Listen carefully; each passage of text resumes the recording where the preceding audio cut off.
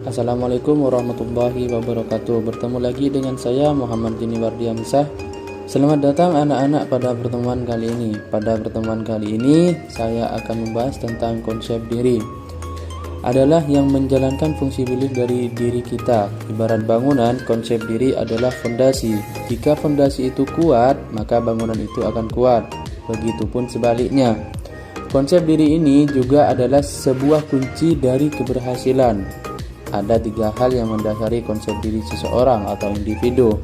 Yang pertama yaitu self-ideal atau diri ideal adalah gambaran dari sosok yang kita inginkan. Jika kita bisa, kita ingin seperti orang itu. Kalau kita lihat anak-anak, mereka suka menonton Power Rangers, pasti dia dalam benak mereka ingin menjadi salah satu dari Power Rangers tersebut. Nah, itu merupakan gambaran dari konsep diri, self ideal.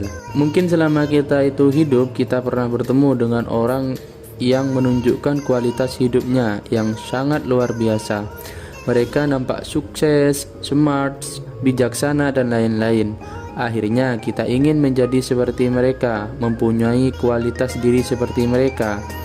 Nah, pada anak-anak, khususnya dalam konteks pendidikan, diri ideal mereka adalah mendapat nilai 100 atau nilai A di setiap ujian. Nah, pada umumnya orang tua akan menentukan self ideal seperti itu.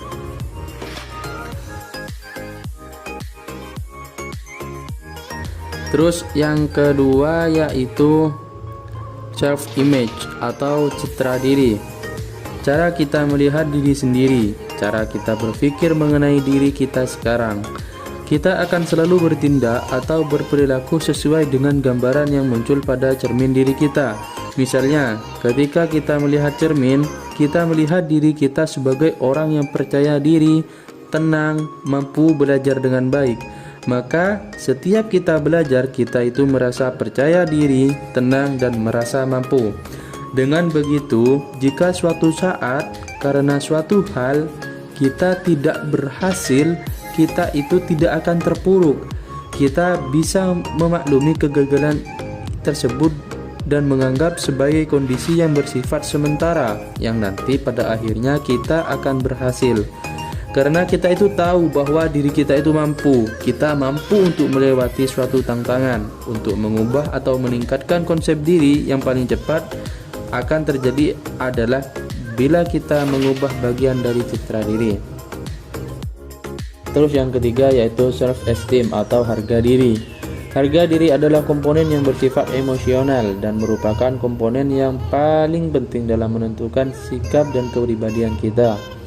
Untuk mencapai keberhasilan, itu harga diri kita artikan sebagai kecenderungan untuk memandang diri sebagai pribadi yang mampu dan memiliki daya upaya dalam menghadapi tantangan hidup yang mendasar, dan kita merasa layak untuk hidup bahagia. Harga diri dapat dibangun melalui suatu tindakan. Semakin sejalan citra diri dengan diri ideal, maka semakin tinggi harga diri kita. Bagaimanakah konsep diri terbentuk? Untuk memudahkan kita memahami tentang konsep diri, saya akan menggunakan meja sebagai ilustrasi konsep diri. Seperti sebuah meja, ada kaki yang menopang. Semakin banyak kaki meja, semakin kuat kaki meja itu, maka semakin kuat konsep diri seseorang. Hanya saja yang perlu diperhatikan pada konsep diri yang terbentuk sebagai kaki meja adalah hal yang positif atau hal yang negatif. Kalau hal yang positif itu bagus, kalau hal negatif ini yang celaka. Ada 3 faktor yang mendukung pembentukan konsep diri.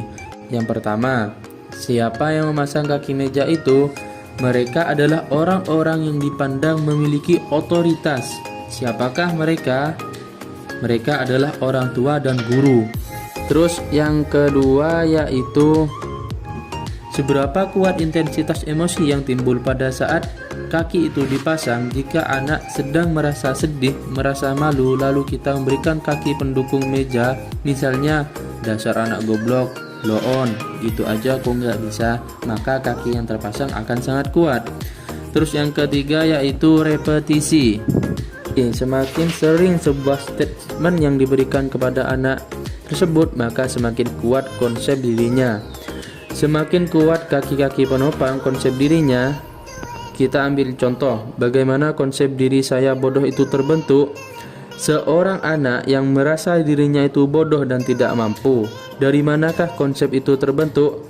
Jawabannya dari pengalaman. Misalnya, ketika di sekolah dia mendapatkan nilai jelek, dia merasa malu dengan dirinya sendiri, dan sesampainya di rumah orang tuanya itu, mamanya itu berkata, bodoh banget sih, soal begini saja kok nggak bisa. Malah ditambah lagi dengan perkataan gurunya yang mengatakan, kamu kok bego banget sih, sudah diajari berkali-kali masih tidak mengerti. Lalu ditambah lagi dengan teman-temannya, kata teman-temannya, kamu tuh memang goblok, nggak bisa. Dari lingkungan yang terus mengatakan anak itu tidak mampu, bodoh, dan lain sebagainya, maka semakin kuat kaki-kaki fondasi dari konsep diri itu, semakin kuat juga konsep diri saya bodoh itu terbentuk. Sebaliknya, bagaimana konsep diri positif itu terbentuk? Sebenarnya polanya sama, hanya saja anak yang memiliki konsep diri positif lebih banyak menerima statement positif dari lingkungannya. Misalnya, sejak kecil anak itu mempunyai konsep diri saya pintar. Sejak kecil orang tuanya sudah yakin bahwa anaknya adalah anak yang pintar. Lalu ketika dia sekolah, mamanya itu bilang, kamu anak yang pintar, mama pasti yakin kamu bisa menjawab soal ujian dengan bagus. Lalu apa yang terjadi? Nilai ujian yang bagus-bagus itu menjadi bukti dan memperkuat keyakinannya sebagai anak yang pintar. Lalu ditambah lagi dengan omongan guru-guru yang mengatakan ia adalah anak yang pintar. Terus-menerus mendapatkan nilai bagus dan teman-temannya juga mengatakan hal yang sama, bahwa ia adalah orang yang memang pintar di sekolah. Kamu memang sangat cepat belajarnya, kami harus banyak belajar dari kamu. Semakin banyak statement positif yang diungkapkan ke anak tersebut tentang konsep diri saya pintar, maka dia semakin yakin bahwa dia adalah anak yang pintar. Dan konsep diri itu semakin kuat dan pondasi itu semakin kuat melekat pada dirinya. Nah, begitulah ilustrasi singkat tentang pembentukan konsep diri. Mungkin hanya itu yang dapat saya sampaikan tentang konsep diri. Wassalamualaikum warahmatullahi wabarakatuh.